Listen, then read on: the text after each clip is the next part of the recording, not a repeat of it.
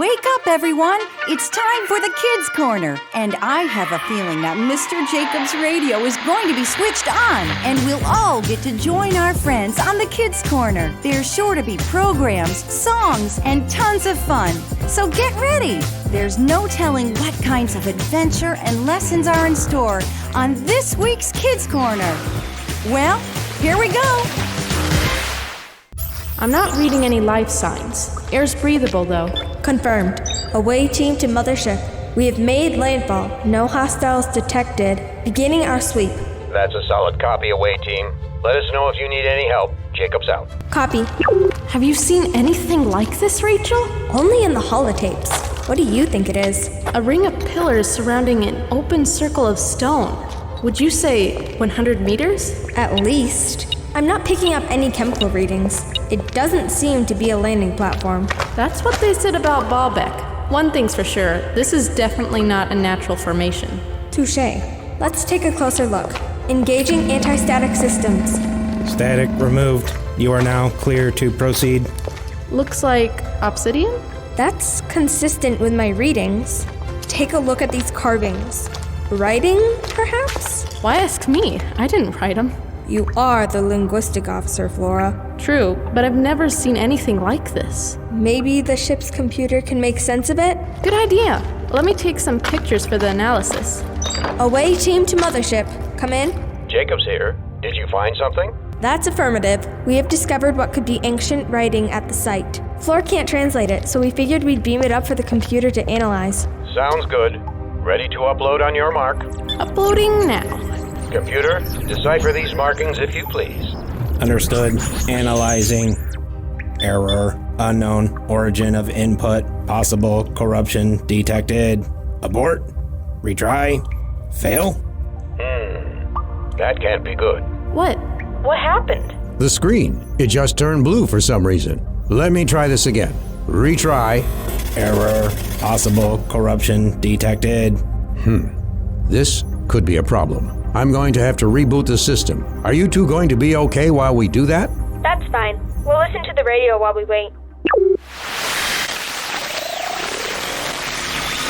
Have you found the problem yet, Mr. Jacobs? Don't bother him, Flora. He's concentrating. It's all right, Rachel. I don't see anything wrong down here. I guess the next step is to open her up and see if there's anything damaged on the inside. And what would that look like? Hard to tell.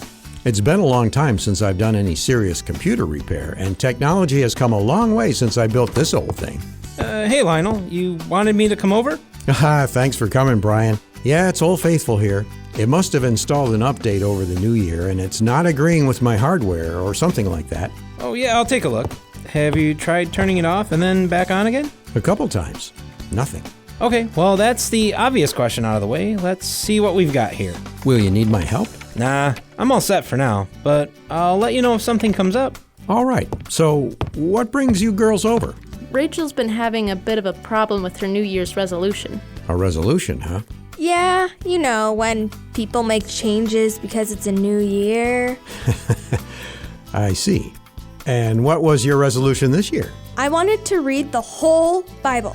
Oh, that's a big one. But that's not all. She wants to read it all in 1 year. Is that even possible?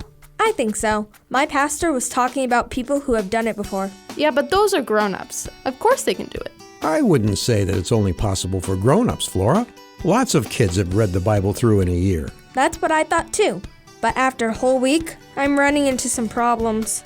Distractions becoming a problem? Not exactly. I got to Genesis 5. I see. Why? What's Genesis 5? A lot of names. Like, a lot of them. Those can be difficult to get through. Is that where you stopped? No, I kept going. I learned about Noah and the ark, like we learned about last year. And then I got to chapter 10. What happened there? More names. Then chapter 11, a short story. Then more names.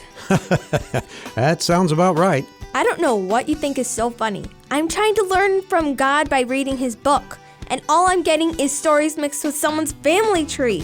How am I supposed to learn what God wants me to do if his instructions are so hard to read? I'm sorry. I just was understanding where you were coming from, and I think I can help explain. You see, when it comes to the Bible, Hey, I think I found something, Lionel. Got a second? Not right now, Mr. Brian. Mr. Jacobs is explaining something. don't worry, Flora. I'll be right back. But you can't just leave us hanging like that. Come on, Flora. Let's listen to the radio. He won't be long. Fine.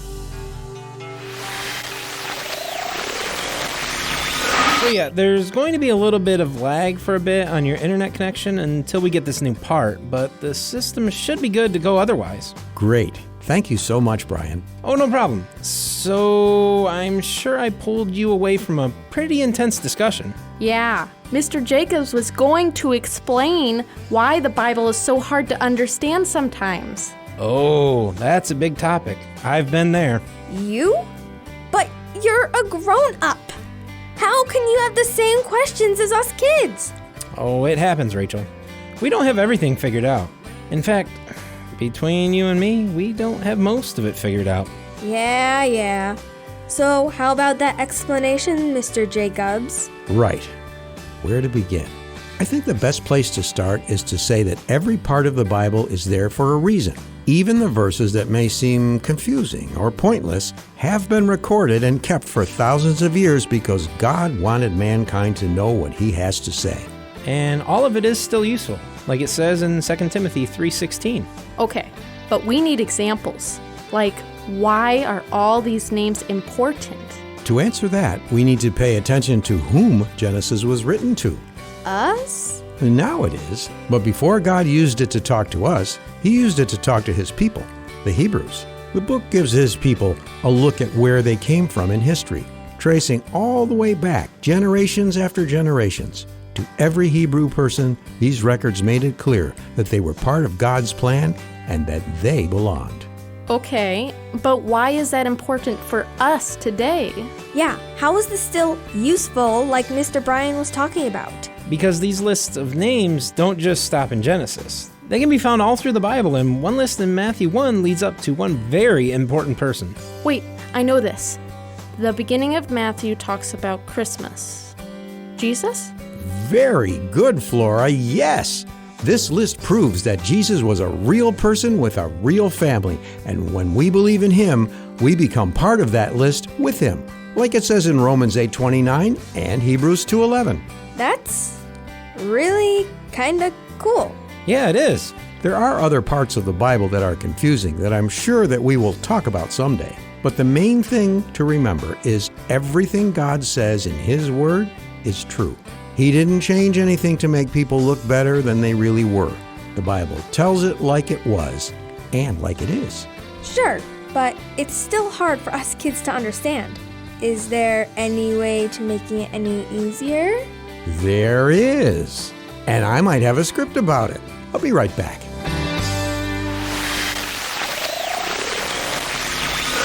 And now from the garage of Lionel Jacobs comes the wonderful drama, Phillips New Friend, a biblical story from Acts 8 about reading the Bible. Back in Bible times, after Jesus had gone back to heaven, there was a man named Philip. Hello there. I'm one of the 11 disciples. Before Jesus left, he told us that we needed to go throughout the world teaching everyone about him. One day, an angel came with a message from God.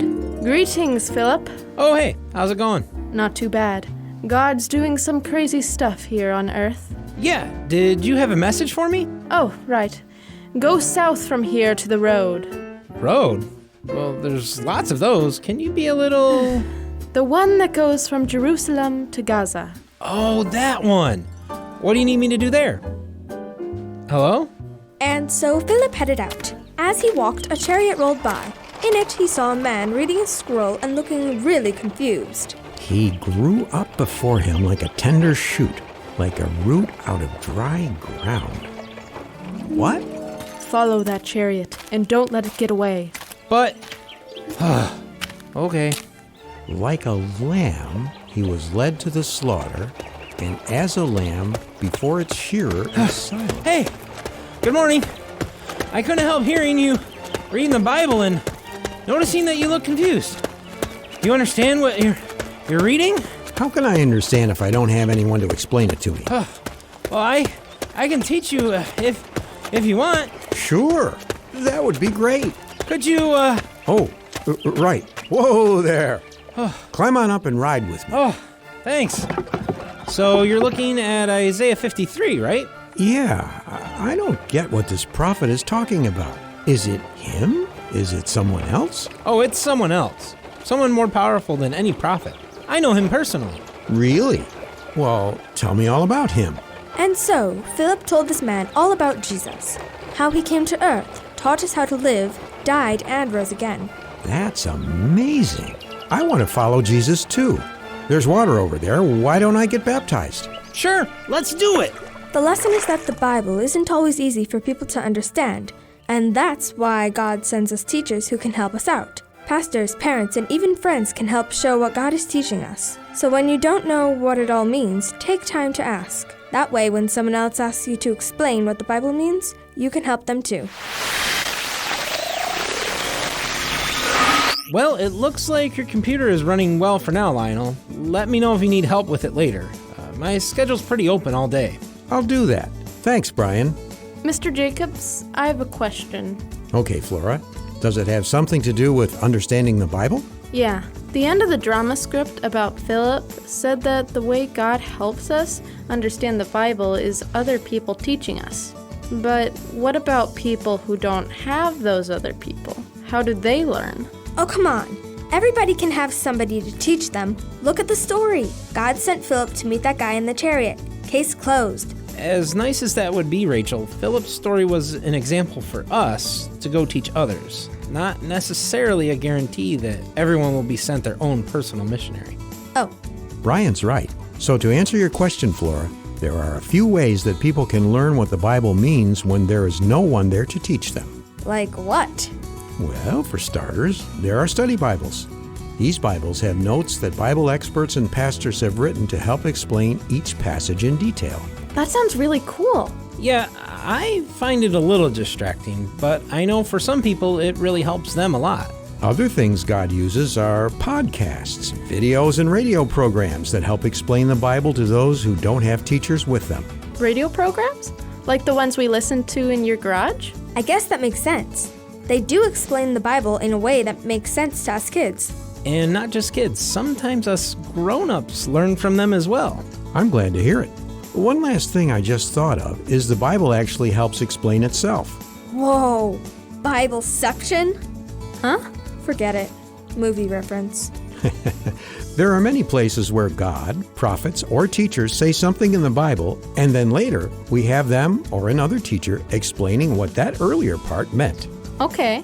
Like where? Acts 8? Oh, right. The story we just acted out. Where else then? Mark 4, 2 Samuel 12, Daniel 5, Genesis 41, lots of places. Okay, so I don't feel so bad knowing that everyone needs help understanding the Bible. Even you, Mr. Jacobs? Especially me. We never stop learning. And I'm just happy that I have the chance to share what I learn with you kids. Anytime. Thanks, Rachel. Well, I'd better head out. Call me if there's another problem. Thanks again, Brian. We should go too. See you soon. Bye, girls. Want to turn off the radio before you go? Not it. Fine.